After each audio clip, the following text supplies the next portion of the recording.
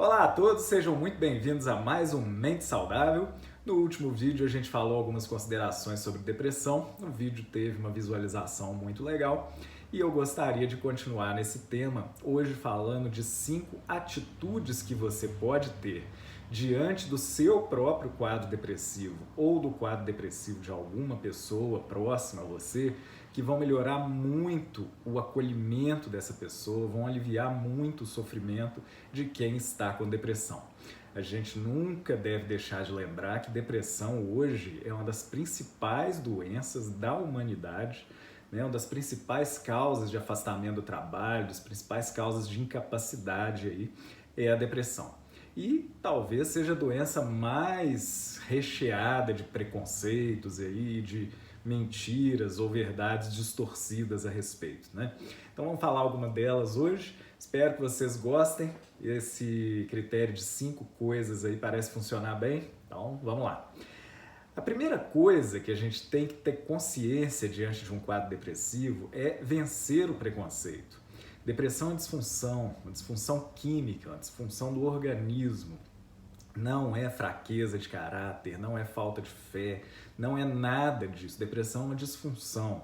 Você pedir para um deprimido funcionar bem é mais ou menos você pedir para um hipertenso, por exemplo, quem tem pressão alta, para baixar a pressão só na força de vontade.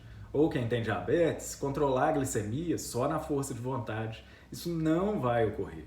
Existe um mau funcionamento do organismo, existe uma disfunção e que leva a pessoa a ter uma percepção equivocada de si mesmo e do mundo, né? Essa percepção triste, essa percepção pessimista das coisas. Então, primeira regra ao lidar com a depressão, vença o preconceito. Não é fraqueza de caráter, tá bem? Segunda coisa, não julgar quem está sofrendo depressão sob o ponto de vista de quem não é deprimido. Para quem não é deprimido, muitas vezes é muito difícil entender a dimensão do sofrimento de quem está em depressão. Então, uma das coisas mais improdutivas que tem, né? A pessoa fala, poxa, mas você tem tudo, você tem uma casa maravilhosa, você tem um casamento perfeito, você tem dinheiro, seus filhos têm saúde, essa coisa. E isso só leva o deprimido a se sentir ainda pior, ainda mais culpado, ainda mais cheio de problemas, cheio de coisa que ele não consegue resolver. Então, não julguem a situação sob o ponto de vista de quem não é deprimido. É o segundo conselho que a gente dá aí. Terceira coisa, né? Acolher o sofrimento do deprimido. Muitas vezes a gente não tem o que dizer. A pessoa está ali, quietinha, encolhidinha, sofrendo, querendo um abraço, querendo um colo, querendo só ficar encolhidinho. Acolha. É só isso que a pessoa com depressão está querendo. Não queira achar solução, não queira prescrever fórmulas mágicas, não queira fazer ela trocar de psiquiatra, não queira fazer nada. Depressão ocorre mesmo. Claro que cabe ao psiquiatra tentar tirar a pessoa dessa crise aguda o mais rápido possível, mas não é que o psiquiatra esteja errando ou que a pessoa esteja fazendo alguma coisa fora do script aí para ela estar deprimida. Depressão vem mesmo, a crise depressiva eventualmente vem mesmo, e o que essa pessoa precisa é de acolhimento. Tem uma música muito bonita do Skank, né, chamada Sutilmente, que fala exatamente isso, né? Quando eu estiver triste, simplesmente me abrace, né? Então esse é o terceiro ponto aí. O quarto ponto é não banalizar o tratamento. Tratamento para depressão não é antidepressivo. E isso é uma tecla que a gente bate muito aqui no consultório. Antidepressivo é uma ferramenta, é uma coisa muito eficiente para a pessoa enfrentar a depressão. Mas a principal ferramenta ainda é a palavra. É a pessoa elaborar o sofrimento, colocar para fora, ter uma escuta técnica, uma escuta empática a respeito do seu sofrimento. O profissional vai oferecer saídas, vai oferecer alternativas. Isso é tão ou mais importante do que o antidepressivo.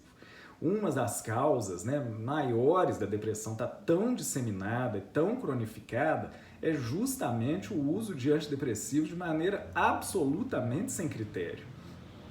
Antidepressivo, até os anos 80, né, os antidepressivos tricíclicos, triptanol, anafranil, tofranil, né? Eram remédios de difícil manejo, só o psiquiatra que sabia prescrever e tal, né? Depois vieram a fluoxetina, vieram os serotoninérgicos, vieram outros. Antidepressivo deixou de ser uma droga difícil de manejar e as pessoas tomam como se fosse a solução dos problemas. Inclusive o criador do Prozac, ele tinha maior raiva de quem falava que Prozac era a pílula da felicidade, né? Ele morreu com esse nó na garganta aí. Não é a pílula da felicidade. É um antidepressivo que tem menos efeitos colaterais. Só isso. Mas todo tratamento para depressão precisa da supervisão de um psiquiatra. Não necessariamente todo mês, não necessariamente toda semana, não é isso. Você precisa ter uma referência. Tem muitos pacientes aqui do consultório que vêm aqui 2, 3 vezes por ano para manter a referência. Né? Eles estão bem, está tudo sob controle, mas a gente precisa manter o nosso psiquiatra de referência, ok? Então, não banalizar o tratamento é o 4º ponto para enfrentar a depressão. E o 5º ponto é saber que mesmo que vá tudo bem, que você esteja com o melhor psiquiatra, que você fez uma conexão ótima com ele, que os remédios estão perfeitos, que sua vida está boa, que você foi promovido, que seu casamento está ótimo, tudo, recaídas podem ocorrer. Faz parte da depressão a ocorrência de recaídas, muitas vezes sem causa. É uma baixa na produção das monoaminas que vai levar à queda do humor, vai levar àquela percepção de tristeza e tudo mais. Daí a importância de você ter referência do psiquiatra para ele poder agir rápido e reverter essa tendência de recaída. Então vamos dar uma passadinha? Olha a minha colinha aqui, ó. Então, 5 coisas para você lidar melhor com a depressão. Vencer o preconceito, não julgar o deprimido sob o ponto de vista de quem não é deprimido, acolher o sofrimento do deprimido, não banalizar o tratamento e estar preparado para recaídas que inevitavelmente ocorrerão. Tá gostando do conteúdo? Inscreva-se no nosso canal, divulgue, compartilhe, mostrem para os amigos. Vamos tentar chegar em 1000 inscritos, que o YouTube vai abrir uma série de ferramentas aí para nós, inclusive a possibilidade de fazer lives, de fazer um conteúdo mais estruturado. Espero que vocês estejam gostando. Muito obrigado e até quinta-feira.